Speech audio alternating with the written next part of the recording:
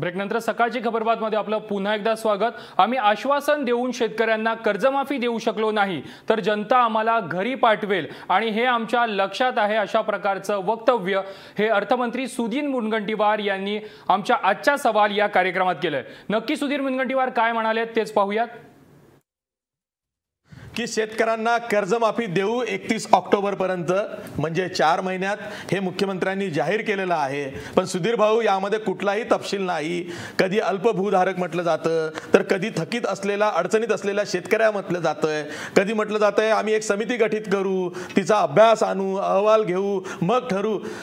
तुमच्याकडनं अपेक्षा आहे, कारण राज्याची तिजोरी तुम्ही सांभाळताय। खरंच शेतकऱ्यांना कर्जमाफी मिळू शकते का, आणि मिळत असेल तर कशा पद्धतीची ती मिळू शकते? तुमच्याकडनं प्रामाणिक उत्तराची अपेक्षा आहे सुधीर भाऊ।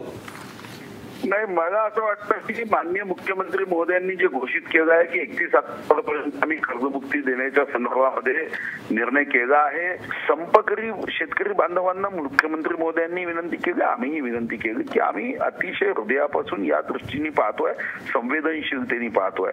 आणि हे खरं आहे की समजा उद्या आम्ही जर शेतकरी बांधवांच्या या सर्व विषयांच्या संदर्भामध्ये अपयशी ठरलो तर 5 वर्षांनी निवडणुकीमध्ये पुन्हा जे आज सत्ताधारी आहे त्यांना सत्तेतून हटवणं हे शेवटी शेतकरी बांधवांच्या हाती आहे। शेतकरी बांधव अशा वेळी आम्हाला सत्तेतून बाहेर काढू शकेल, पण संधी न देता आता 2.5 वर्षात जी कामं झाली त्यापेक्षाही जास्त काम करण्यासाठी आम्ही प्रयत्नशील आहोत, पण त्याला संधी द्यावी लागेल।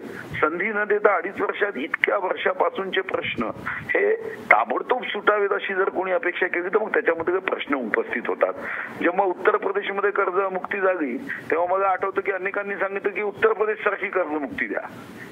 आता उत्तर प्रदेश सारखी कर्जमुक्तीच्याही पुढे जाऊन महाराष्ट्र कर्जमुक्ती करण्याच्या विचारात आहे।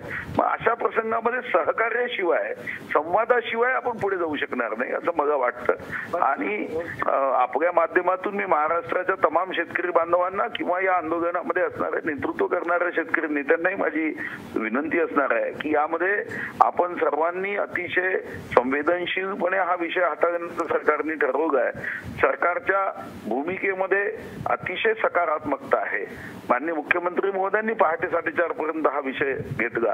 मला वाटतं की यामध्ये निश्चितपणे कर्जमुक्ती होईल, म्हणजे होईलच। म्हणूनच मागणी करावीशी वाटते की विशेष अधिवेशन का बोलवत नाही? सरकार जर का फ्लोअर मॅनेजमेंट करू शकतं, विरोधकांना चर्चेत उघडं पाडू शकतं, तेच सत्ताधारी आहेत जे 15 वर्ष सत्तेवर होते, ज्यांना जनतेने घरी पाठवलं, ते आज विरोधक आहेत।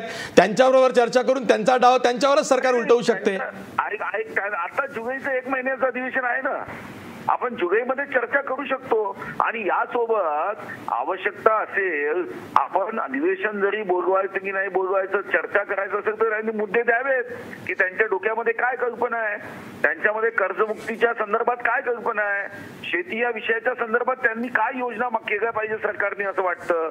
नुसतं राजकीय भाषण करण्यामध्ये तात्पर्य नाही, कर्जमुक्ती करायची आणि या कर्जमुक्तीतून, या चक्रातून बाहेर काढण्याचा एक प्लॅन आम्ही तयार करतोय की ज्या प्लॅनच्या माध्यमातून शेतकरी बांधवांच्या ज्या इतक्या वर्षापासूनच्या अपेक्षा आहे त्या अपेक्षा पूर्ण करत आपल्याला पुढे जाता येईल।